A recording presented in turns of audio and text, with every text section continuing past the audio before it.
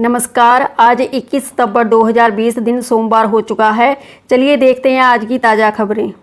केंद्र सरकार दे रही है 50 लाख रुपए जीतने का मौका। जीतना होगा ये ग्रैंड आईसीटी चैलेंज। जी हां, केंद्र सरकार ने लोगों को 50 लाख रुपए जीतने का मौका दिया। इस इनामी राशि को जीतने के लिए लोगों को एक ग्रैंड आईसीटी चैलेंज प्रतियोगिता में भाग लेना होगा। इस चैलेंज को जीतने के लिए अगर आप उसका पोर्टफोलियो और मेजरमेंट तैयार करवाते हैं तो आप जीत सकते हैं। राष्ट्रीय जल जीवन मिशन ने इलेक्ट्रॉनिक्स और सूचना मंत्रालय के साथ मिलकर इस चैलेंज को शुरू किया है। ये सिस्टम गाँव वालों के लिए है। असल में जल जीवन मिशन के तहत 2024 तक हर गांव में ग्रामीण को नल के पानी का कनेक्शन देना सरकार की प्लानिंग में है।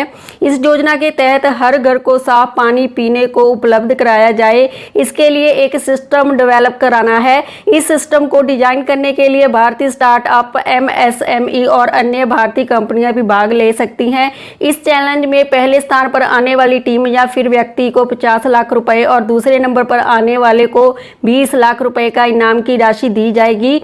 आईसीटी ग्रैंड चैलेंज की सभी डिटेल्स आपको इस वेबसाइट jjm.gov.in पर मिल जाएगी।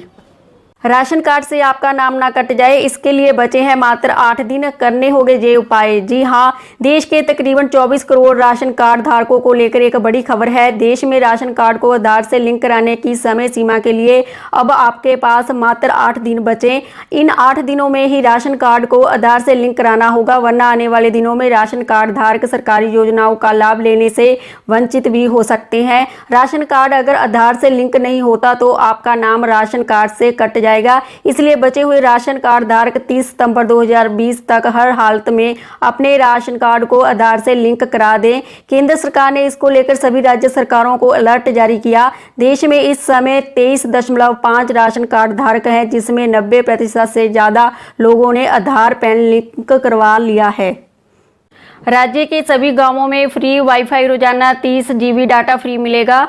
दिल्ली से सटे हरियाणा के ग्रामीण इलाकों में रहने वालों के लिए खुशखबरी है। राज्य के प्रत्येक गांव में वाईफाई बॉक्स लगाए जा रहे हैं। रोजाना 30 GB डाटा फ्री मिलेगा।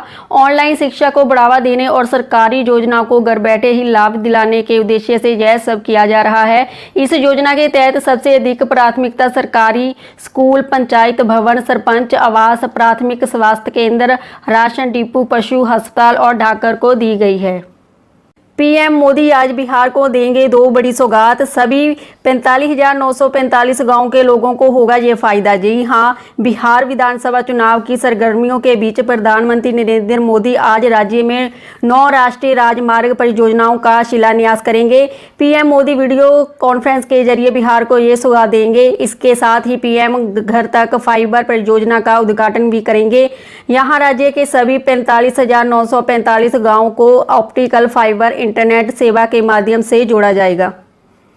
मुंबई वालों के लिए राहत की खबर अब चलेगी 500 लोकल ट्रेनें। रेलवे ने किया ऐलान। जी हां, अब रेलवे आर्थिक राजधानी मुंबई में भी लोकल ट्रेनों की संख्या को बढ़ाने जा रहा है। वेस्टर्न रेलवे ने मुंबई में लोकल ट्रेनों की सेवाओं को बढ़ाने का ऐलान किया। वेस्टर्न रेलवे आज से 350 की जगह अब 500 स्पेशल सब अर्बन ट्रेनें चलाएगा। इन ट्रेनों को अलग अलग रूटों पर चलाया जाएगा। इस सेवा को शुरू होने से लोकल ट्रेनों में सफर करने वाले यात्रियों को काफ़ी सुविधा होगी। इन लोकल ट्रेनों में फिलहाल सभी लोग यात्रा नहीं कर सकते। इन ट्रेनों में वो लोग ही यात्रा कर सकते हैं जिन्हें राज्य सरकार ने अनुमति दी हो या एग्जाम देने जा रहे स्टूडेंट्स को इजाज़त दी है।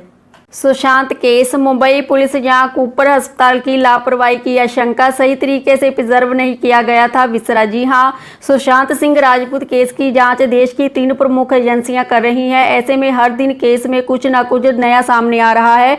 अब खबर सामने आई है कि सुशांत सिंह राजपूत का विसरा सही तरीके से प्रिजर्व नहीं किया गया था, जिससे एम्स की फॉरेंसिक टीम को जाँच करने में मुश्किल हो रही है। मीडिया रिपोर्ट्स के मुताबिक ऐसा कहा जा रहा है कि मुंबई पुलिस या फिर सुशांत की ऑटोप्सी करने वाले कूपर अस्पताल के मेडिकल वार्ड ने गंभीर लापरवाही बरती थी। ऐसे में एम्स की फॉरेंसिक टीम को कम और विरूपित विसरा मिला है, जिसकी वजह से जांच में मुश्किल हो रही है।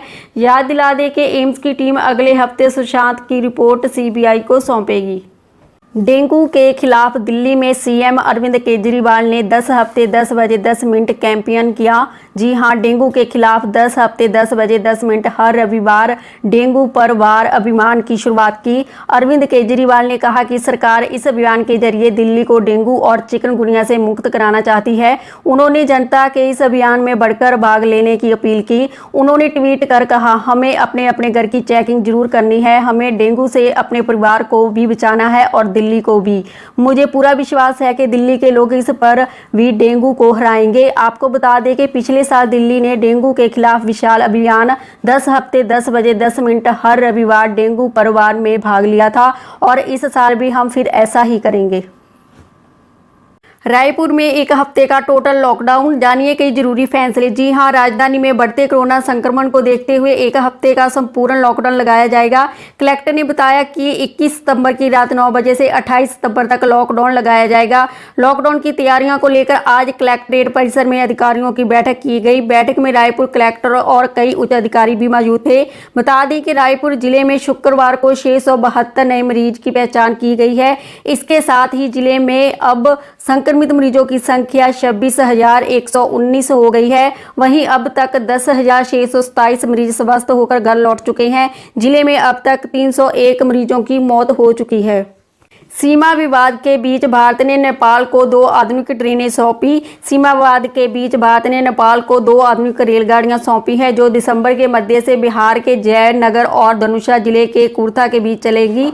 इस हिमालयी राष्ट्र में यह पहली बड़ी लाइन की रेल सेवा होगी। अधिकारियों ने शनिवार को यह जानकारी दी। कोंकण रेलवे ने शुक्रवार को जयनगर कुर्था बड़ी लाइन के लिए नेपाल रेलवे को 2 आधुनिक डीजल इलेक्ट्रिक मल्टीपल यूनिट रेलगाड़ियों को सौंपा।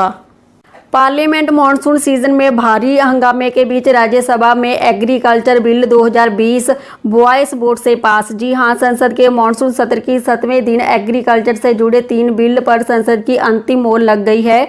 विपक्ष के भारी हंगामे के बीच राज्यसभा में एग्रीकल्चर बिल 2020 वॉइस वोट से पास हो गया। लोकसभा से ये बिल पहले ही पास हो चुका था। बिल के खिलाफ विपक्ष के सांसदों ने जोरदार हंगामा किया, जिसके बाद राज्यसभा की कार्रवाई स्थगित कर दी गई है। सरकार खरीदेगी ऐसा विमान जिसके जरिए मिलेगी मौसम की सटीक जानकारी। जी हां, देश में मौसम का पूर्वानुमान लगाने के लिए सरकार अब और अधिक हाईटेक तरीकों का इस्तेमाल करेगी। विज्ञान एवं पृथ्वी विज्ञान मंत्रालय 250 करोड़ रुपए की लागत से एक ऐसा विमान सिस्टम खरीदने की तैयारी में है। ये देश के विभिन्न हिस्सों में मौसम के बारे में सटीक भविष्यवाणी करने में मदद करेगा। बॉलीवुड को लेकर कंगना ने फिर किया ट्वीट, कहा इन आतंकियों से इंडस्ट्री को बचाना है। बॉलीवुड एक्ट्रेस कंगना रनौत ने हाल में ही ट्विटर पर फिल्म इंडस्ट्री में फैली कुरीतियों को आतंकवाद का नाम देते हुए ट्वीट किया है। उन्होंने लिखा, हमें विभिन्न आतंकियों से इंडस्ट्री को बचाने की जरूरत है। भाई भतीजावाद से, ड्रग्स माफिया से, लिंगभेद से, धार्मिक और क्षेत्रीय से, विदेशी फिल्मों से, पायरेसी से, मजदूरों के शोषण से, प्रतिभा के शोषण का, आतंकवाद से बचना है। मॉनसून अगले सप्ताह से अपनी वापसी करना शुरू करेगा, मौसम विभाग का पूर्वानुमान। जी हां, भारतीय मौसम विभाग ने अपने एक पूर्वानुमान में कहा कि देश भर में बारिश के बाद मॉनसून अपनी वापसी अगले सप्ताह से करना शुरू कर देगा। पश्चिमी राजस्थान से दक्षिण पश्चिमी मानसून की वापसी अगले सप्ताह के अंत तक शुरू होने की उम्मीद है।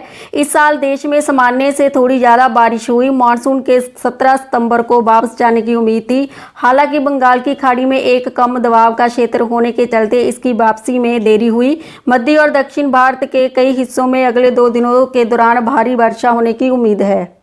अगर हमारी वीडियो पसंद आई तो इसे लाइक, शेयर और सब्सक्राइब कर दें। बेल आइकॉन को भी क्लिक कर दें ताकि हमारी रोज़ की ताज़ा खबरें आप तक पहुंच सके। इसी के साथ अलविदा कहते हैं। धन्यवाद।